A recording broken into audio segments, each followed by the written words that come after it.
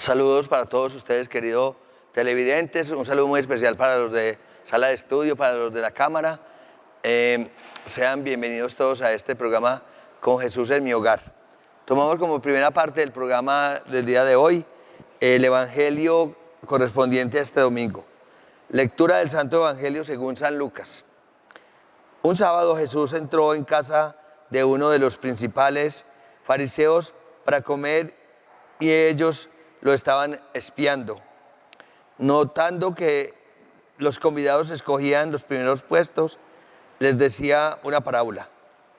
Cuando te conviden a una boda, no te sientes en puesto principal, no sea que hayan convidado a otros de más categoría que tú, y venga el que los convidó a ti y al otro y te diga, cédele el puesto a este. Entonces, avergonzado, irás a ocupar el último puesto. Al revés, cuando te conviden, vete a sentarte en el último puesto, para que cuando venga el que te convidó te diga, amigo, sube más arriba. Entonces quedarás muy bien ante todos los comensales, porque todo el que se enaltece será humillado, y el que se humilla será enaltecido. Y dijo al que lo había invitado, cuando des una comida o una cena, no invites a tus amigos, ni a tus hermanos, ni a tus parientes, ni a los vecinos ricos, porque corresponderán imitándote y quedarás pagado. Cuando des un banquete, invita a pobres, lisiados, cojos y ciegos, y serás bienaventurado, porque no pueden pagarte. Te pagarán en la resurrección de los justos. Palabra del Señor. Continuamos entonces con nuestra reflexión sobre este Evangelio de hoy. Qué bueno entrar en una contextualización del Evangelio del domingo pasado. ¿Quiénes son los que se salvan? Vamos a encontrarnos en una faceta con unos destinatarios y con un ambiente muy particular en Jesús. ¿Cuál es esa gran realidad? Jesús está en un contexto judío, de un reglamento y de un culto rígido y exteriorizado, y donde hay discriminación, hay separación. Entonces, por eso, el Evangelio pasado nos hablaba quién puede salvarse, y Jesús no dice cantidades. Jesús dice que hay que esforzarse y que hay que entrar por la puerta estrecha. Hoy nos está hablando de una invitación a un banquete. Y nos está hablando de quiénes son los convidados. ¿Y a qué se refiere cuando habla de los primeros puestos?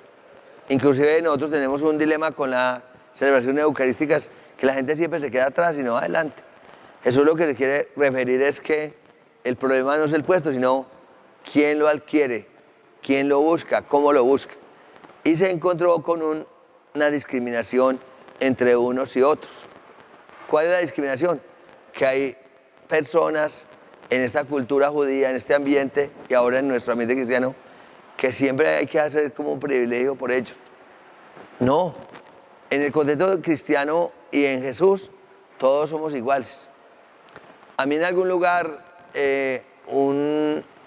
una persona de un templo, el alcalde llegó a misa, en mitad de misa, y yo estaba celebrando y llega ese sacristán y me dice, padre, hay que bajar la banca, la silla del altar para que vino el alcalde. Yo le dije, no, es que vino un hijo de Dios, y si vino tarde, que se siente con su pueblo. ¿Me interrumpió la misa? No, nosotros no podemos caer en eso de darle privilegios, porque eso no está en el contexto cristiano ni en el contexto bíblico.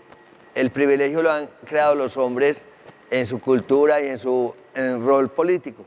Pero con Jesús es totalmente distinto. Lo vamos a encontrar que cuando la madre de los zebedeos va a solicitar un puesto a Jesús, Jesús le dice a los zebedeos y a la mamá, el que quiera ser el más importante, que sea el servidor de todos. En Jesús no cabe el contexto de puestos, cabe el contexto de lealtad y de corazón sincero. Nos va a hablar siempre la Biblia de que todos delante de Dios somos iguales y que los ricos no son más importantes por ser ricos, que los de corbata tampoco son más importantes por ser de corbata.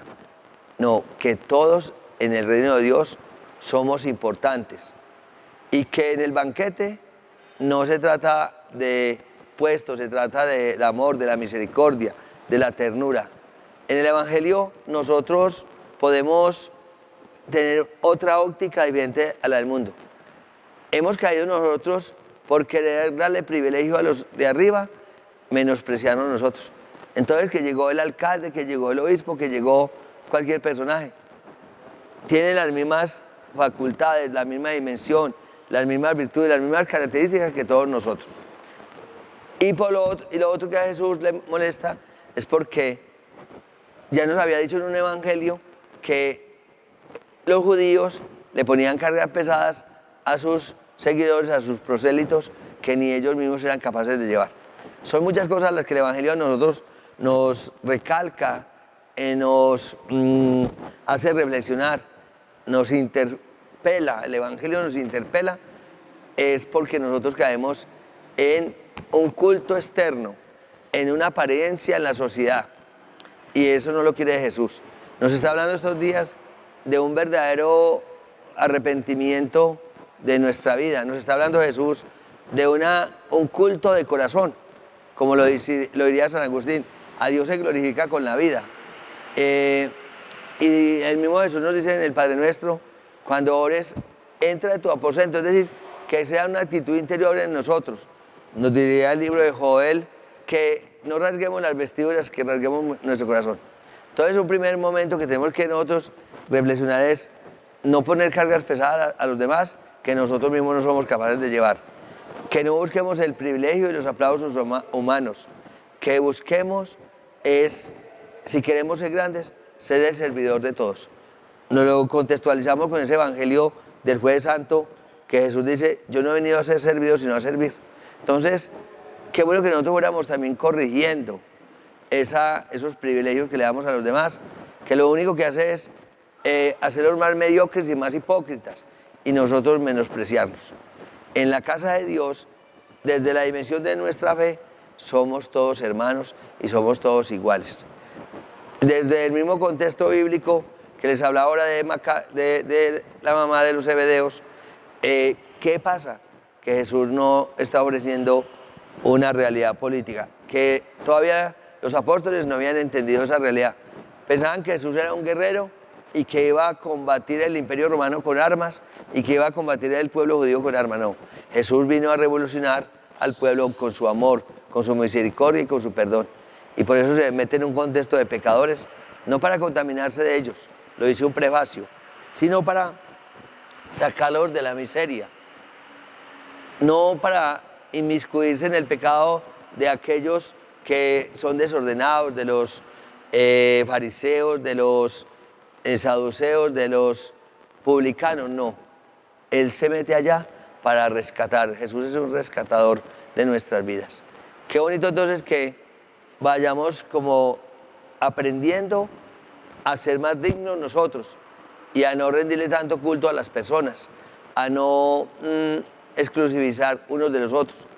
Qué bueno que el obispo, que el papa, que el alcalde de nuestro pueblo sea un servidor de todos y no que busque el privilegio de las mejores sillas. Y nosotros mismos pecamos por tener esas preferencias. Entonces, incluso todavía hay personas que a nosotros, por respeto, por veneración, padre, no lleve el bolso, yo le llevo el bolso, pero que no sea porque uno es un soberbio como cura y entonces le tengan que rendir pleitesía. Ya porque la otra persona tenga ese gesto de bondad y amor, pero que no vean en nosotros los sacerdotes, en los líderes, una vanidad, una prepotencia, un orgullo, como que nos tuvieran que idolatrar. No, nosotros no vinimos para que nos idolatren, para que nos prendan velas, nosotros estamos para el servicio de los demás, para eso tiene que ser. El verdadero cristiano es aquel que tiene caridad, que sirve a los demás, no que busca los primeros puestos. Entonces, queridos amigos, queridos televidentes, qué bueno que vayamos encarnando el evangelio que Dios nos ofrece, que seamos capaces entonces nosotros de hacer que cada persona sea digna y que cada persona sea grande, que aprendamos a que la señora de muchos años y que no es muy ilustrada académicamente, no tiene por qué estar allá en el rincón o marginada o estrujada en la puerta.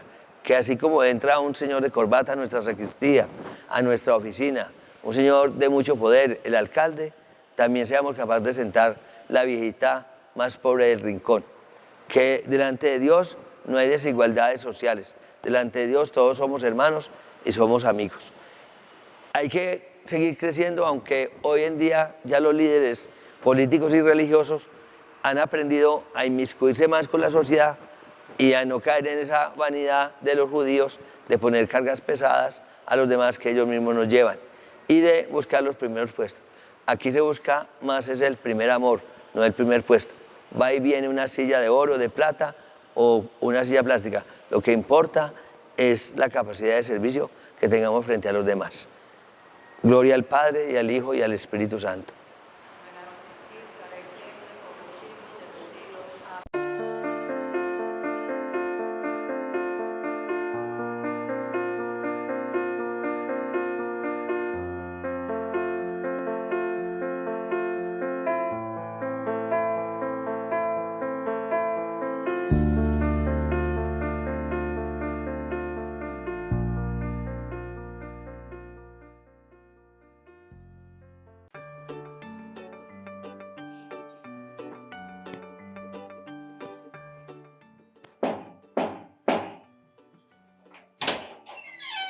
Buenas tardes, Andrés de Cable Plus, para ayudarle a programar los canales de su televisor.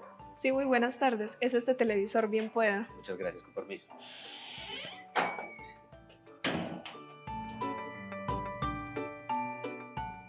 Listo, Andrés, este es el control. Muchas gracias. Para la televisión digital debemos conectar el cable coaxial en el puerto donde dice antena de aire, pues la televisión digital se recepciona por ese puerto.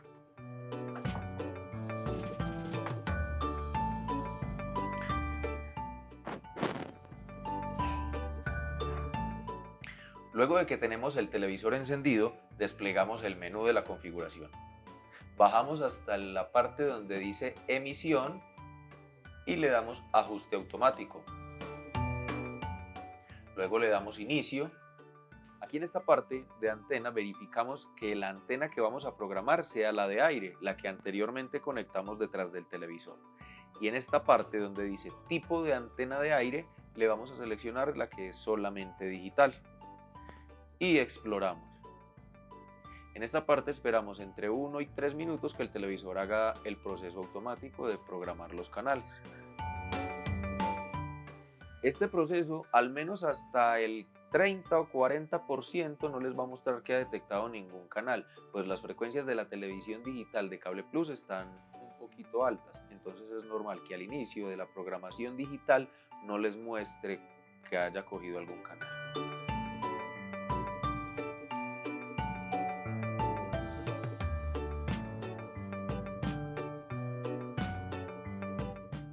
Debemos tener en cuenta que el proceso de programación es el mismo para la gran mayoría de los televisores.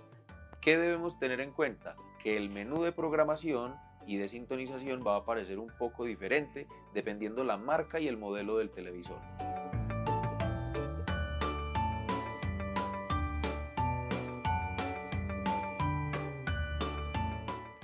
Luego de que el televisor haga el ajuste automático, le damos cerrar. Y ya queda lista la programación digital en su televisor. Y este es el proceso para programar su televisor. Listo, Andrés, muchísimas gracias por su servicio. Con muchísimo gusto. Si de pronto tiene alguna duda, inquietud, por favor se comunica a los números de la empresa o deja un mensaje en el WhatsApp y ya se encargan de generar la orden y poder hacer la visita. Claro que sí. Hasta luego, feliz tarde. Hasta luego, feliz tarde.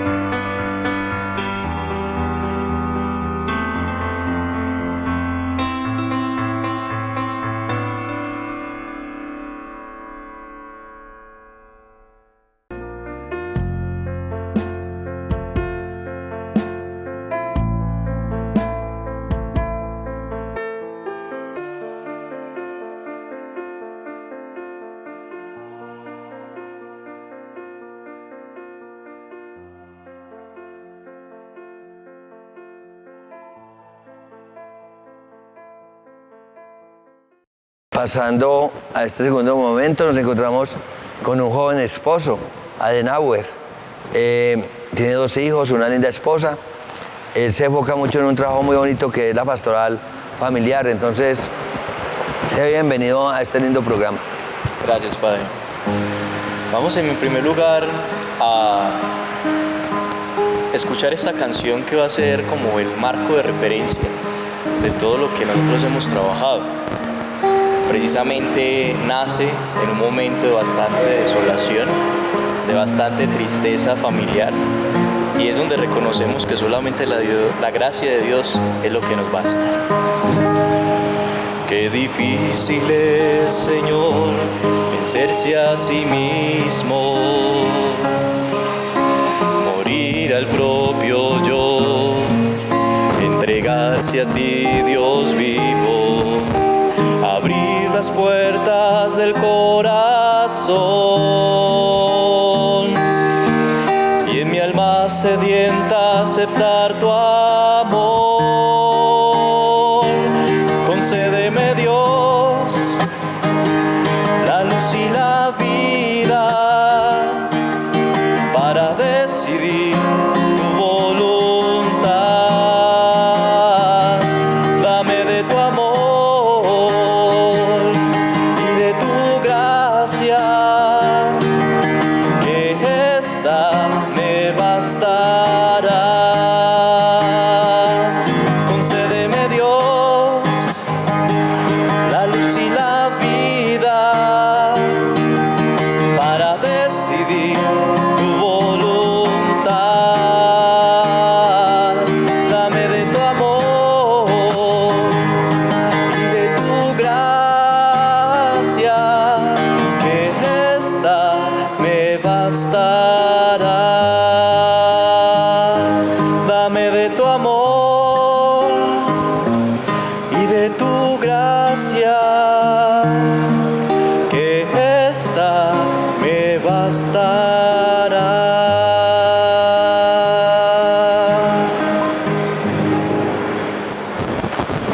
Bueno, Padre, pues es esta canción precisamente nace en una noche bastante oscura. Mi esposa y yo estábamos llorando en medio de la noche. Yo no era capaz de dormir y me voy para la sala y empiezo a escribir. Cojo la guitarra y sale como resultado de esta canción que nos ayuda a reconocer que solamente la gracia de Dios es la que nos sostiene y es la que nos impulsa a caminar en cada circunstancia de la vida. Precisamente ahí es donde nace como fruto esa misión, ese llamado que Dios nos pone en el corazón de querer luchar y por otros matrimonios y ayudarles a resucitar como Él había resucitado el nuestro. Es muy importante en este momento la iglesia, el Estado, enfocarse mucho en la familia, porque Familiares Consorcio dice que la familia es el núcleo de la sociedad. Entonces, qué buen horizonte se le está poniendo a tu misión. Hay misiones muy bonitas en la iglesia, pero una que se está destacando mucho es esa de la pastoral familiar.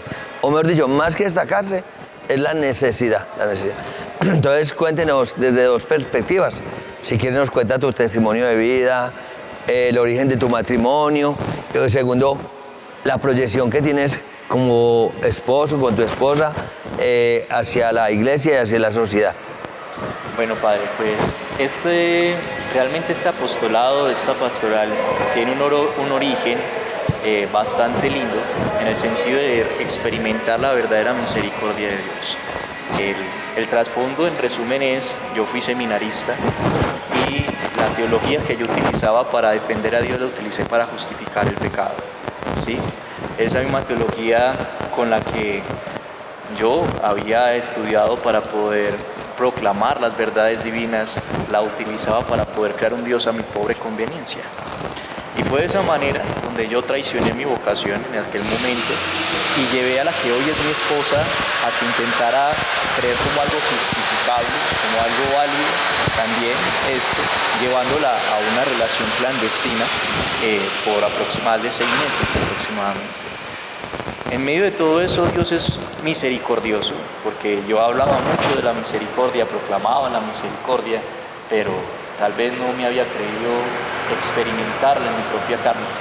Y fue allí donde el Señor nos envió un despertar.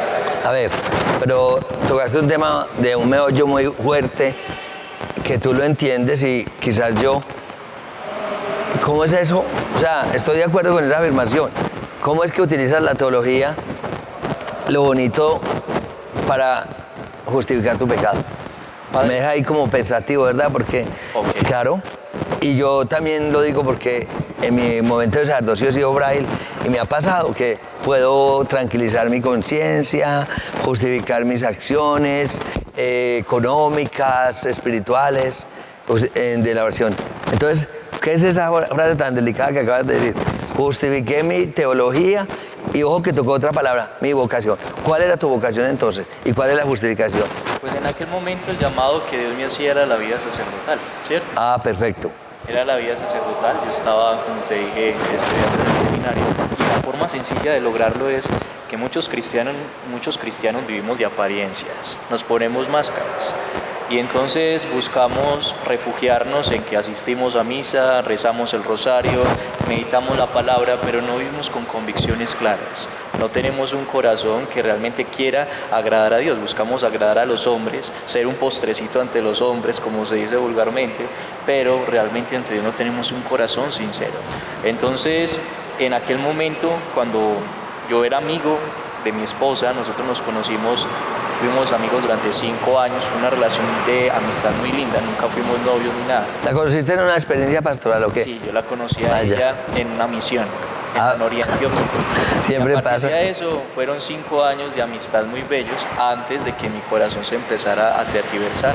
Yo me sentía cansado, caí en tibieza espiritual y ahí fue donde empecé a justificarme. Entonces ella llegaba y me decía, porque ella no tenía mucho conocimiento de Dios en aquel instante.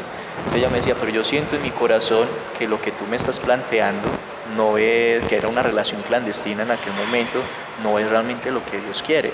Y yo le intentaba justificar teológicamente y bíblicamente de por qué eso no tenía ningún problema. Porque desde la Biblia, y eso lo vemos nosotros claramente en tantas sectas protestantes que hay, yo puedo justificar una guerra, yo puedo justificar lo que sea, ¿sí? Es tranquilamente afirmativo el poder realizarlo. La gran pregunta es si yo estoy anunciando al Dios de Jesús. Fue allí donde yo me enceguecí. Esa ceguera de mi propia conciencia fue lo que me llevó a comulgar incluso en pecado y no me importaba. Yo conocía de Dios, sabía que era lo que Dios quería, pero no me importaba. ¿Y a usted no le da vergüenza de los formadores, de la misa de por la mañana, rezando laudes y en su corazón teniendo una virgencita en su pecho, una virgencita humana en su pecho? ¿Eso a usted no le da escarambucias, ni le daba ganas de buscar el rector? ¿O es que usted pensó que el día de la ordenación era que iba a ser el paso de la castidad? No, padre, realmente no. Si tú me preguntas, ¿tenía ese temor? No, en aquel momento no lo tenía. ¿Comulgás como si nada. Como uno en unión libre, como uno, si un adúltero por ahí, todo eso? Y llegó un momento en el que yo le decía a la que hoy es mi esposa, yo ya me voy a retirar, a mí ya no me interesa. O sea, yo entré en un momento y me refugié en un dolor, y en ese momento inconscientemente yo creería que hasta culpabilizaba a Dios, que para mí no era ningún problema hacerlo, no tenía ninguna dificultad. Pero por ser hombre. Pero Dios en su infinita misericordia, Padre, como dice el dicho, escribe derecho en renglones torcidos. Y el gran despertar vino a través de nuestro primer hijo, José, porque médicamente yo soy estéril, yo no puedo tener hijos. Entonces, ya de un accidente genital que yo tuve a mis 10 años. Pero antes de eso, déjame tocar una cosa. Hay una pregunta más fuerte para ti. En ese proceso y en ese juego de vida, tú sí entendiste que no, tu vocación no era el sacerdocio y que sí era el matrimonio, porque son dos sacramentos bien tesos. Padre, mira, durante muchos años yo siempre, ¿cómo decirte? Yo duré 7 años en formación, porque yo estuve con los jesuitas, entonces yo fui religioso. Y durante ese tiempo, pues busqué ser, y eso también lo reconozco ante Dios y Él lo sabe, un seminarista ejemplar. Fue en ese último año que te estoy compartiendo que yo me tergiversé por completo, ¿sí? Cuando tú me dices lo de la vocación, en aquel momento yo no lo comprendí. O sea, para mí el sacerdocio se había convertido en un fin como le sucede a muchos seminaristas que hay hoy, en los seminarios, en las comunidades religiosas, por varias razones. Muchos realmente, y yo eso lo he comprobado, más que llamados porque quieren salir de sus casas, ¿sí? Quieren buscar nuevas oportunidades. Otros realmente viviendo en el seminario viven otras vidas dobles. Pero creo que lo más importante era el mirar y entender que el sacerdocio y la vida matrimonial no eran el fin, sino que eran un medio. Porque el fin último era la configuración con Jesús. Ese fue el entendimiento al que yo llegué. No lo había entendido en aquel momento. Entonces me daba cuenta, claro, el sacerdocio es tan grande como el matrimonio, pero valorándolo como es, viviéndolo como es.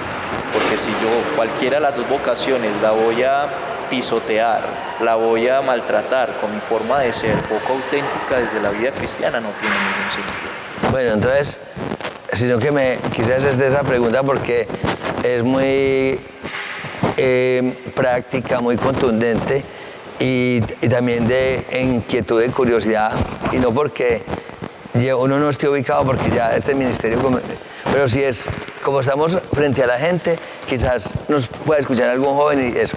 A ver, ibas a decir que es que te encontraste con una situación muy compleja y era que supuestamente, y hoy lo puedo decir supuestamente, eras estéril. Sí, claro. Entonces. Sino que Dios es el Dios de los imposibles. Entonces. Y fue allí donde en su momento el Señor nos envió a José Miguel. Por eso, no puede ser que porque eras estéril te convenciste de que podías tener relación con una muchacha y a la vez ser seminarista. No, eso no. Y lo segundo, la segunda que me da, nunca dudaste de tu compañera, de que ese hijo era tuyo, sino que tú eras estéril. ¿No te pasó por la mente esa curiosidad? Padre, eso me pasó en la mente, pero en lo que sucedió después. En aquel momento no. Ah, sí. Sino que, a ver cómo decirlo. Yo digo que José Miguel fue un instrumento de salvación para mí. Porque el momento en el que yo me enteré que mi esposa estaba en embarazo, ahí fue donde mi conciencia realmente despertó y me daba cuenta de que yo estaba jugando con Dios. Cuando yo me di cuenta de eso, ahí me dije, Dios mío, ¿yo qué es lo que estoy realizando? ¿Qué es lo que estoy haciendo? Pues ya mi familia conocía también ese tipo de realidades y donde todo el mundo se vino encima. Pues ya bien conoces tú en el área de una forma, alguien que sea seminarista y yo que durante todos mis años he intentado ser de la mejor forma. Entonces ahorita sale con un pecado tan grande y tan grave de aquella manera. Entonces, ¿qué va a pasar? No, eso es por un escándalo, eso me ofrecían infierno por todos lados, usted se va a condenar y demás. El seminario también. Muchos compañeros seminaristas me dejaron de hablar, por ahora no me volvieron a hablar, por todas las situaciones que había sucedido. Pero ahí fue donde vino el refugio de la misericordia, ¿sí?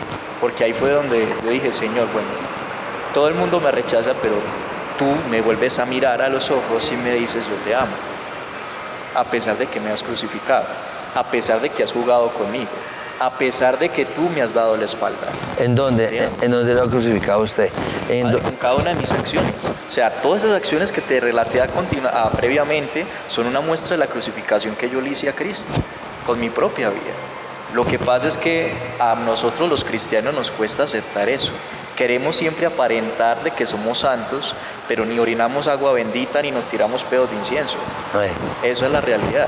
Pero ¿cuánto realmente reconocemos nuestra falta y a partir, como lo dice San Pablo, desde nuestra debilidad dejamos que Dios se glorifique? Eso fue lo que yo vivencié, eso fue lo que yo experimenté. En el momento en el que aparece José Miguel, ahí es donde yo le digo a ella, pues entonces vamos a casarnos. Y me decía un acompañante espiritual, pero es que una cosa es ser un buen papá y otra cosa es casarse. Sí, el hecho de que tú seas un buen papá no significa que vayas a casarte. Y yo, pero es que yo también la amo a ella, porque en medio de ese proceso yo también he aprendido a conocerla. Y pues para mí el gran dolor era que yo la había engañado. Me di cuenta de todo lo que en el carro, que la vaca loca que yo la monté, aunque para el mundo ella fue la mala del paseo, realmente soy consciente de que fui yo quien la educó en todo esto. Y fue por ese proceso lo que para ella también fue muy doloroso, porque yo ya dije, voy a ir a ejercicios espirituales, dejé a a mi esposa y yo en ejercicios espirituales para aterrizar, para darme cuenta qué es lo que pasa, qué es lo que vamos a hacer en la vida. Y cuando me fui a despedir de mis padres, primero caí enfermo y después, cuando ya me alivié, estuve desconectado completamente de ella porque estuve retenido por un tiempo por ellos. O sea, si digamos vulgarmente, secuestrado. ¿Cierto? Y esa experiencia fue fundante porque me ayudó a probar mi fe y a darme cuenta, Señor, o sea, esa fue mi época de purificación. Ahí fue donde yo empecé a dudar si ese hijo era mío o no. Porque entonces empecé a decir, es que usted no está casado, ese hijo no es suyo, y si ella está en embarazo, ese hijo no es de usted, es de otra persona. Llegó un momento tal, ahí donde vienen las heridas, porque yo le mandé incluso las llaves de la casa, y eso para una mujer embarazada es, Dios mío, además de un carrusel de emociones, era decirle, no quiero nada contigo en este momento. Después fueron casi 20 días que yo estuve en aquel momento aislado y alejado de ella. Cuando nos volvimos a encontrar, diríamos, un abrazo de película, el amor se reencontró. No, padre, no fue así. Por el contrario, empezaron los problemas. Bueno, este tema nos dejó alborotados. Usted apenas comenzó y ya nos hicieron la señal de que este segundo capítulo se está clausurando. Ponga una raya en el libro porque es muy bueno continuar y yo creo que le vamos a generar al programa una curiosidad a los televidentes. Entonces yo creo, porque mire que es que aquí hay un meollo de preguntas muy importantes. Estéril, ella sola, usted secuestrado, ¿en qué momento ella tuvo seguro que usted sí la amaba? ¿En qué momento usted sí tuvo seguro que era muy bonito el matrimonio? Entonces, qué dicha tenerte y creo que esto vamos a tener que tomarlo como un nuevo encuentro para prolongarlo y sepamos en qué parte del programa quedamos. Bueno, simplemente, padre, una acotación importante y es llegar a decir, yo hoy puedo decirlo desde mi experiencia de vida, todo esto hizo que surgiera Miserere. Miserere significa misericordia en latín, porque nosotros experimentamos esa misericordia de Dios y Dios salvó nuestro matrimonio. Y de allí es el llegar, salió un carisma muy lindo y era el decir, no hay matrimonio perdido cuando se abre la divina misericordia.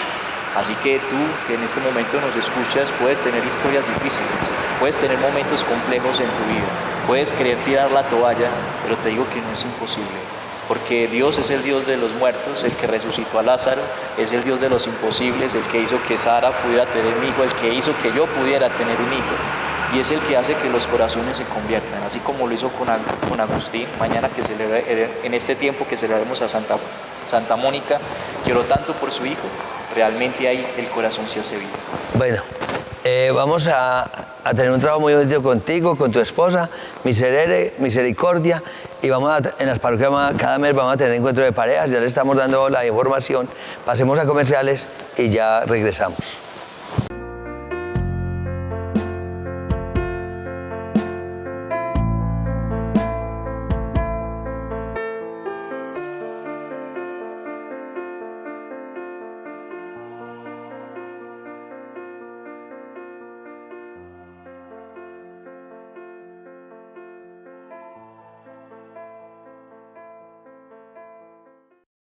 ¿Sabías que Cable Plus ahora cuenta con una oficina más inclusiva?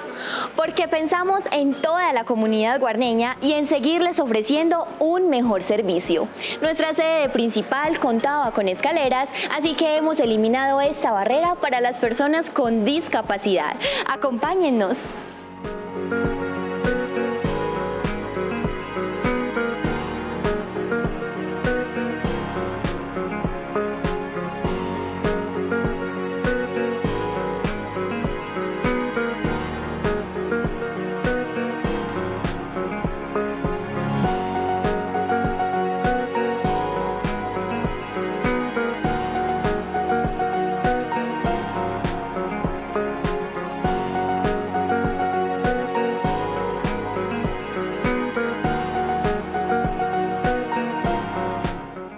Bienvenidos a nuestra nueva sede. Aquí puedes realizar recaudos, solicitar nuestros servicios gestionar traslados, suspensiones, afiliaciones y reconexiones, los mismos servicios de nuestra sede principal. Así es, los esperamos aquí para atenderlos de la mejor manera, porque es un espacio para toda nuestra comunidad. Ven y visítanos.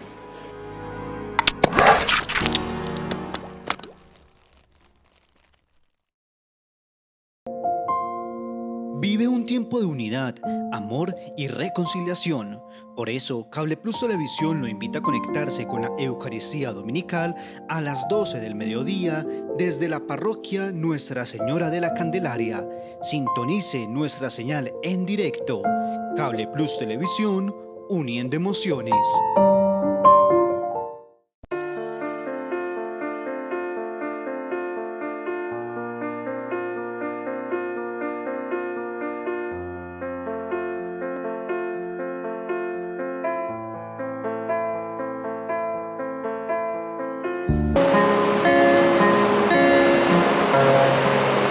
Espíritu Santo bendito,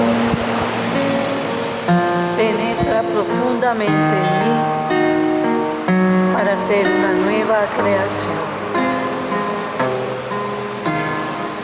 Dios mío, yo no puedo, tú sí puedes, me abandono en ti.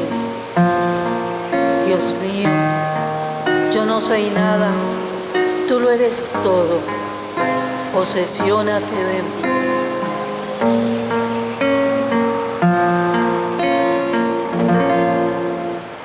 Eres tú mi vida, solo tú, Señor. Eres mi camino, eres mi verdad. Seguiré tus pasos, me guiará tu amor.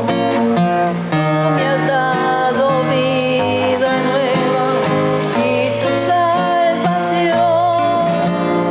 Ya no tengo más temor si tú estás en mí. Te lo ruego, quédate aquí. Creo en Jesucristo, Hijo de María, Hijo eterno y santo, nuestro Salvador. Creo que por salvarnos moriste en la cruz y al resucitarnos diste vida en plenitud. En el pan y el vino te nos das, Señor. Llena mi alma, dame tu amor. Eres tú mi fuerza,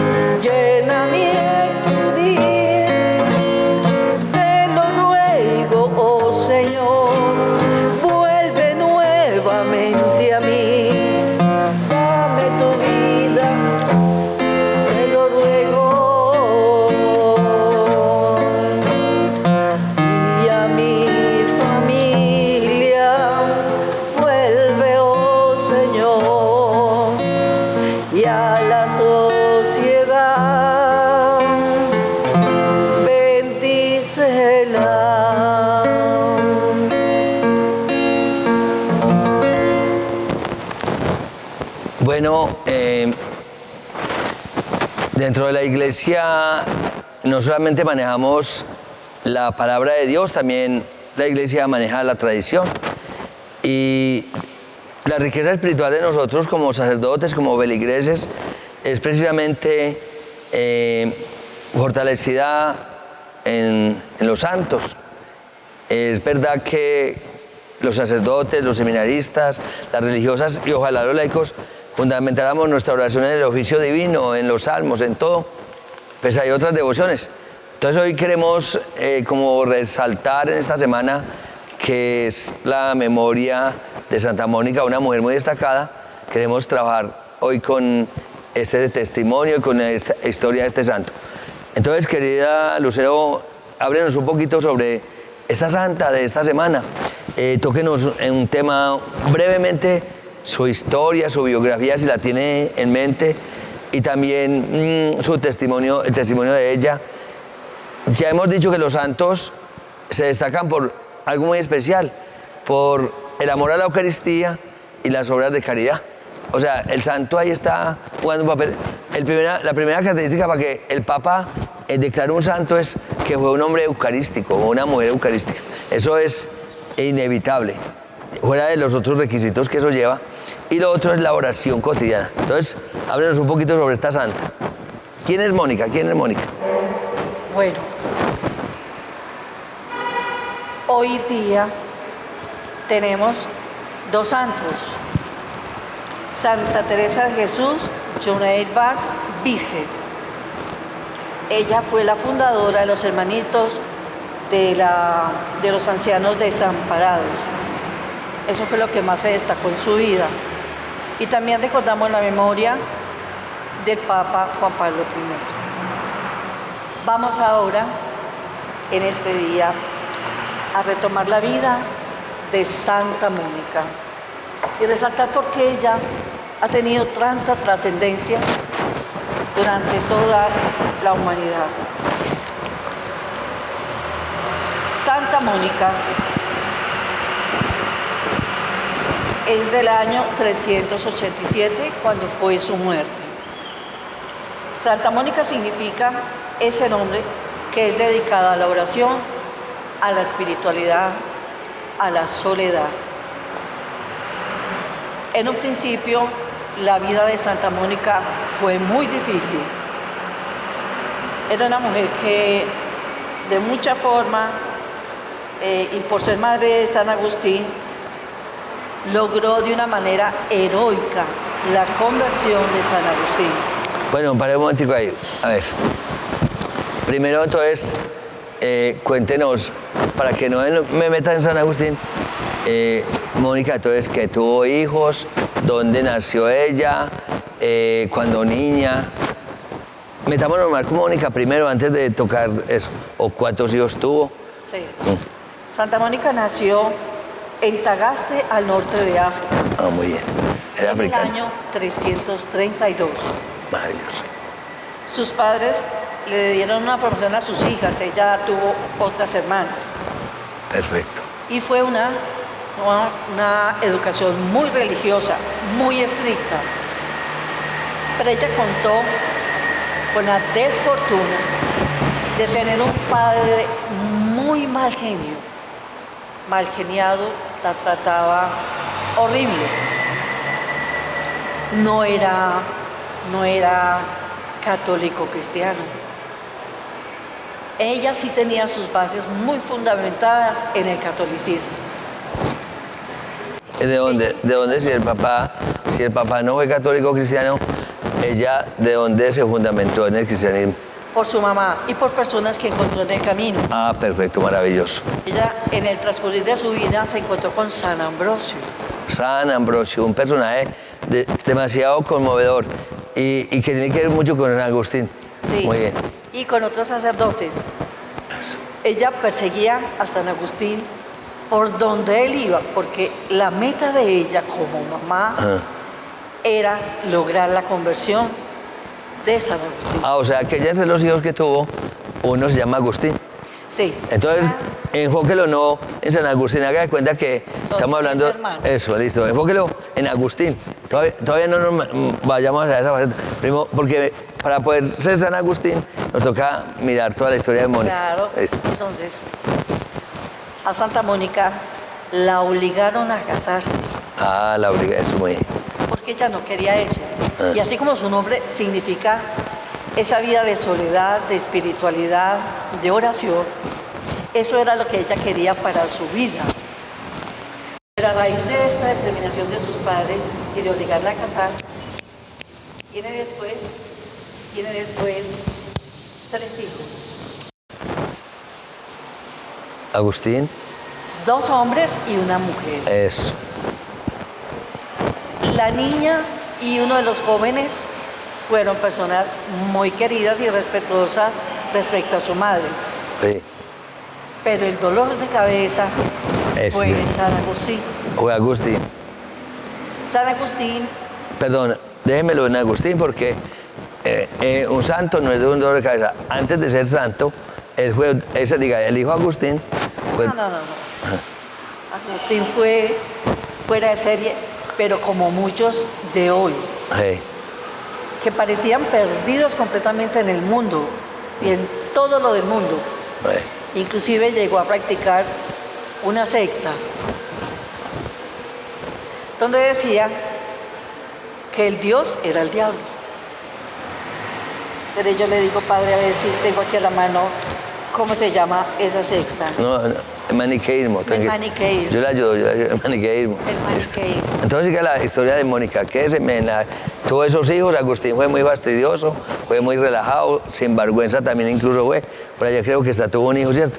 Vamos a hablar, pero eso. Entonces, sabemos que Mónica tuvo 3 hijos y que entre ellos tuvo un empalagoso y de ahí nace la espiritualidad de Mónica de orar por... Ahí sí, entonces siga. Sí. Eso, Resulta que durante la educación de Santa Mónica, eso.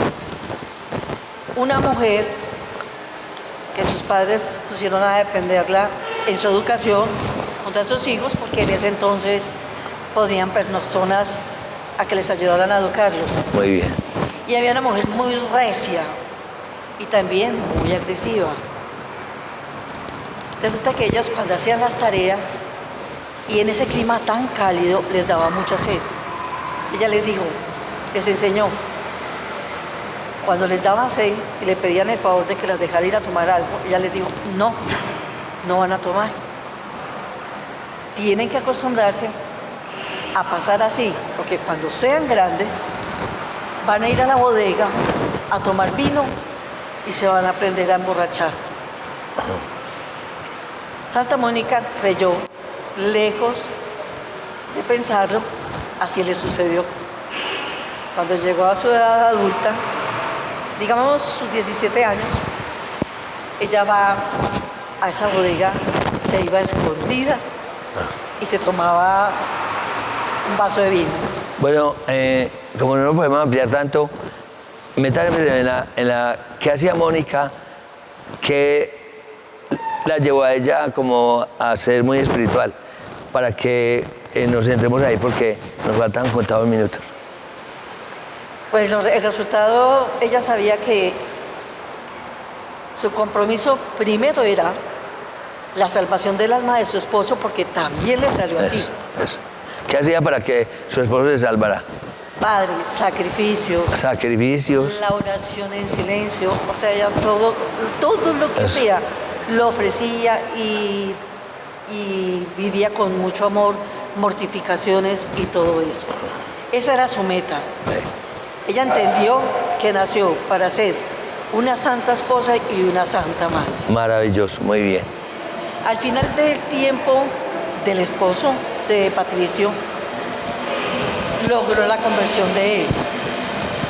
Logró que se bautizara y al añito murió santamente Patricio. Después siguió ya con lo de San Agustín. Pero entonces, Me falta mi misión con San Agustín. pero entonces ¿qué era en lo que más ella destacaba? Iba a misa todos los días, rezaba los salmos, rezaba los rosarios. Padre, era muy caritativa, era muy ya, generosa, ya. era muy humilde. Era muy práctica. humilde, pero aunque era débil, no le faltaba carácter. Y una entereza. Entonces, cuando San Agustín se quiso ir para Roma, regándosele a volar a la mamá, le hizo una mala jugada. Le dijo, mamá, ve al templo mientras yo visito a un amigo. Y después resulta que ya en el templo, mientras estaba allá, San Agustín se montó al barco y se le fue a la mamá. Bueno, querida Lucero, muy influyente este tema, pero ya nos tenemos que quedar aquí para dar una breve información y mil gracias porque ser la fortaleza de este lindo programa maravilloso, tu apoyo. Hoy tuvimos un querido esposo acá, que tiene una esposa maravillosa. Ese es nuestro querer compartir, agradecerles nuevamente a Dios porque siempre pone medios y regalos para llevar la salvación a los hombres.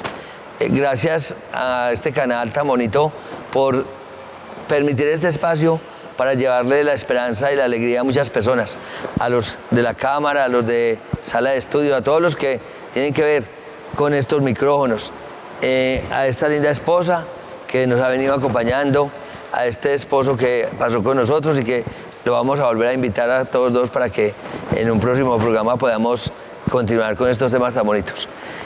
Todos estamos llamados entonces al encuentro de la santidad. Dios les pague a todos los que están detrás de cámara. Muchas gracias a este canal Cable Plus por permitirnos llevar este mensaje de salvación desde la parroquia San Antonio de Padua. Bendiciones para todos. Que la Santísima Virgen María los cubra con su manto maternal. En el nombre del Padre, del Hijo y del Espíritu Santo. Amén.